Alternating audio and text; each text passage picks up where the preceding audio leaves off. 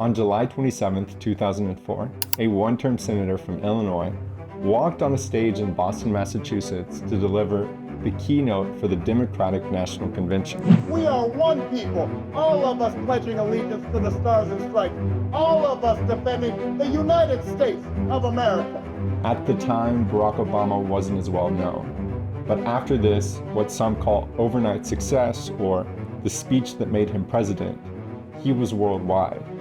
So in this video, we're going to look at what Obama did to make this speech as special as it was. Our goal is to assess the techniques, strategies, and components so that we can not only listen to it, but learn from it.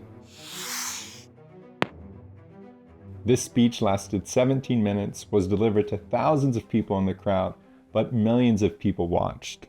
And what we're going to do is we're going to go clip by clip to look at big moments of the speech. If you want to watch the whole entire speech in full, you can. I've included a link in the description below. Let's hop into it. It is a particular honor for me because, let's face it, my presence on this stage is pretty unlikely. My father was a foreign student, born and raised in a small village in Kenya.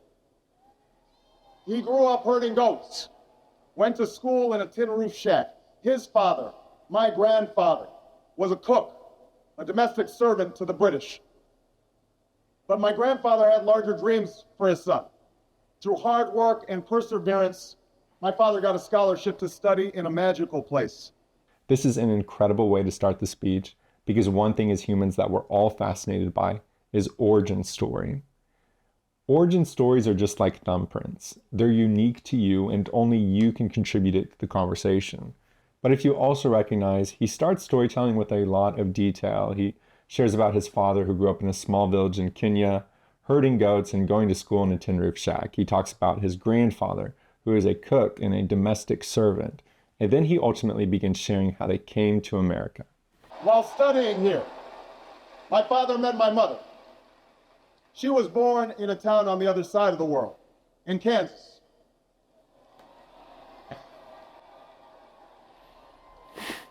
Her father worked on oil rigs and farms through most of the Depression. The day after Pearl Harbor, my grandfather signed up for duty.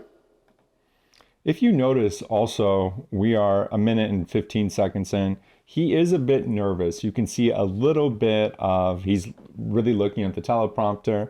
There's a moment where he fumbles on his words.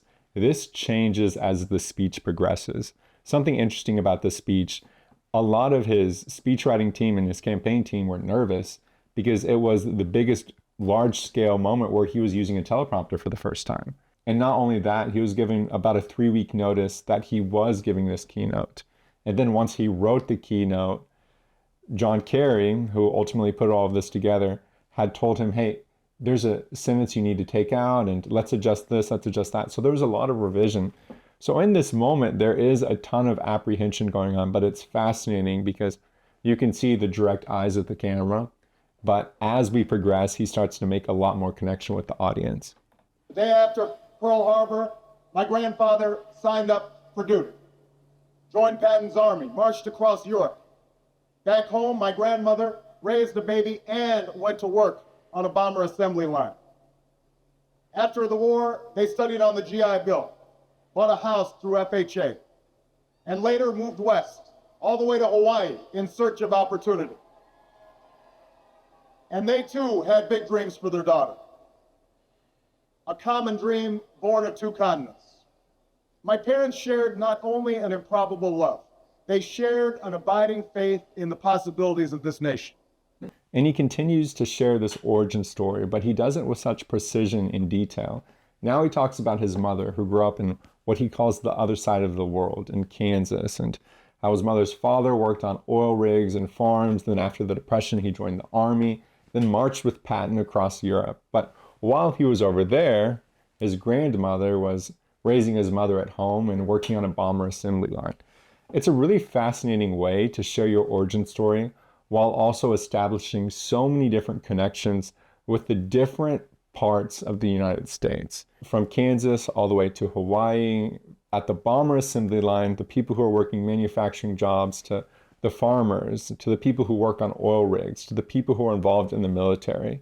It is fascinating the level of detail he delivers in less than 2 minutes. That is the true genius of America. A faith in simple dreams, an insistence on small miracles, that we can tuck in our children at night and know that they're fed and clothed and safe from harm. That we can say what we think, write what we think without hearing a sudden knock on the door. That we can have an idea and start our own business without paying a bribe. That we can participate in the political process without fear of retribution, and that our votes will be counted, at least most of the time.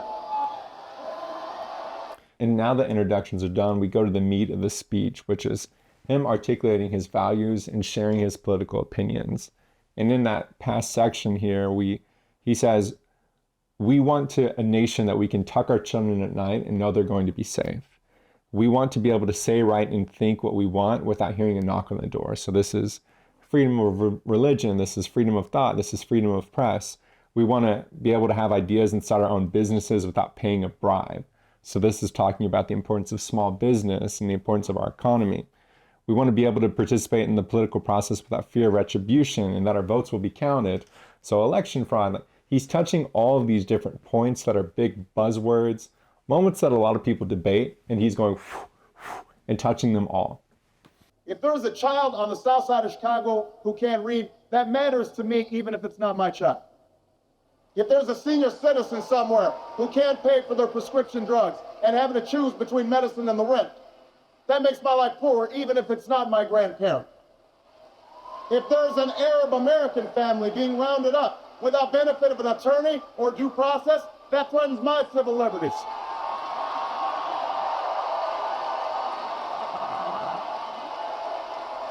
It is that fundamental belief. I am my brother's keeper. I am my sister's keeper that makes this country work. It's what allows us to pursue our individual dreams and yet still come together as one American family. E pluribus unum, out of many, one. And he continues to build the thesis of his speech. He says, E pluribus unum, together we are one. A family in Chicago struggling to pay rent, a grandmother struggling to buy her medicine. He says both of those things affect his civil liberties. Now, even as we speak, there are those who are preparing to divide us. The spin masters, the negative ad peddlers, who embrace the politics of anything goes. Well, I say to them tonight, there is not a liberal America and a conservative America. There is the United States of America. There is not a black America and a white America and Latino America and Asian America. There's the United States of America. The pundits like to slice and dice our country into red states and blue states. Red states for Republicans, blue states for Democrats. But I've got news for them too. We worship an awesome God in the blue states, and we don't like federal agents poking around in our libraries in the red states.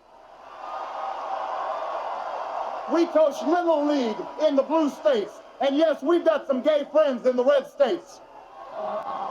There are patriots who opposed the war in Iraq, and there are patriots who supported the war in Iraq. We are one people, all of us pledging allegiance to the Stars and Stripes, all of us defending the United States of America. Very powerful. This is the momentous moment of the speech, from the origin story to relating to the audience to sharing his opinions and exposing values, and then now sharing the vision and what he believes America can be, and doing it in a way to where he says there's no Democrat or Republican America, there is the United States of America. He's bringing everybody together. And not only does it bring people together, it rallies people up. His speech was interrupted 33 times by applause. And it's in moments like this, it's almost like he's surfing in the speech. Imagine a whole bunch of waves of applause, but he continues to speak on top of it, and the waves get bigger and bigger. In the end, that's what this election is about. Do we participate in a politics of cynicism, or do we participate in a politics of hope? I'm not talking about blind optimism here, the almost willful ignorance that thinks unemployment will go away if we just don't think about it, or healthcare crisis will solve itself if we just ignore it. That's not what I'm talking about. I'm talking about something more substantial. It's the hope of slaves sitting around a fire singing freedom songs. The hope of immigrants setting out for distant shores. The hope of a young naval lieutenant bravely patrolling the Mekong Delta. The hope of a mill worker's son who dares to defy the odds. The hope of a skinny kid with a funny name who believes that America has a place for him too. Incredible. And that breath right there. Who believes that America has a place for him too. He's there. That moment where you finish that line, you hit that tough part of the speech and you nail it. And the audience is roaring and he looks at the audience and I'm here, I'm in the moment. But the specificity, the inspirational rhetoric, the hope is a God term. It is a word that almost regardless of how it is used, it's a good thing. Just like in the Bible, hope will not put you to shame, it says. Hope won't put us to shame. And optimism is one of the best ways to lead off a speech. If you have an optimistic crowd, regardless of really the content, this isn't the best thing for me to say, but even if your content is great, if your crowd feels optimistic, it's a good thing. But in this moment, the content is great and there's optimism. Also, how he says that line. Let me look at the transcript here. He says, the hope of a skinny kid with a funny name who believes that America has a place for him too. That is so unique and powerful, and nowhere else will you hear that in a political speech, but you heard it there. America, tonight, if you feel the same energy that I do, if you feel the same urgency that I do, if you feel the same passion that I do, if you feel the same hopefulness that I do, if we do what we must do, then I have no doubt that all across the country, from Florida to Oregon, from Washington to Maine, the people will rise up in November and John Kerry will be sworn in as president and John Edwards will be sworn in as vice president, and this country will reclaim its promise, and out of this long political darkness, a brighter day will come. Thank you very much, everybody. God bless you. Boom. What a strong ending. The audacity of hope. This becomes his campaign, right? He writes the speech, The Audacity of Hope. Whenever I looked into it, it was inspired by his pastor at the time who had given a message called The Audacity to Hope. So in that phrasing, hope is a verb, right?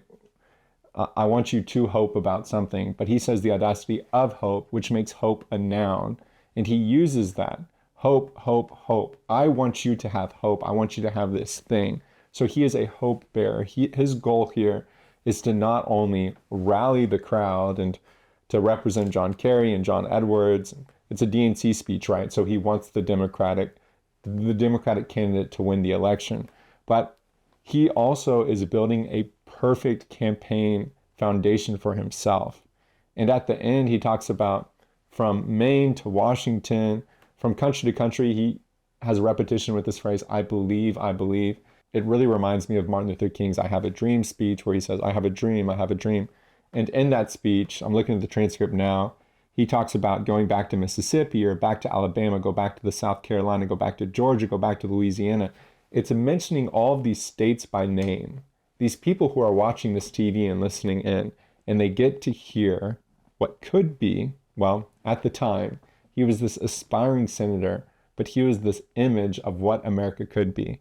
And not only did he display that passion and that hope, but he articulated it so well that ultimately 4 years later, he was the president of the United States. This speech is one of those moments that really exemplifies the power of articulating your thought well and having preparation, knowing what to say, and then being met with an opportunity to share it. If you like communication content like this video and subscribe to this channel. I'm going to be looking at other landmark speeches, conversations, and announcements, because not only can we listen to them and watch them, but we can learn from them. We can be inspired by them. In addition to that, conversations are powerful. So here's another conversation you can watch that I analyze. Without further ado, I'll see you next time.